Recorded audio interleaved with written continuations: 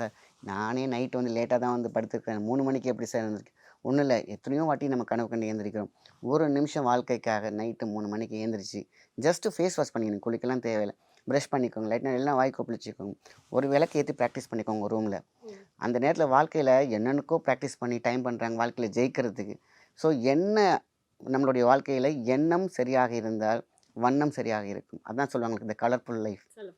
அது வந்து இந்த சின்ன ஒளியில் இருக்குது அவ்வளோ ஜீவகாந்த ஒழுக்கம் இருக்குது ஜீவகானியம் இருக்குது ஜீவன் இருக்குது இந்த ஜீவனோட அந்த ஜீவனுக்கு சொன்னேன் அதான் அகல் விளக்கு அகவிளக்குன்னு சொன்னேன் ரொம்ப சிம்பிளாக ஒரு நிமிஷம்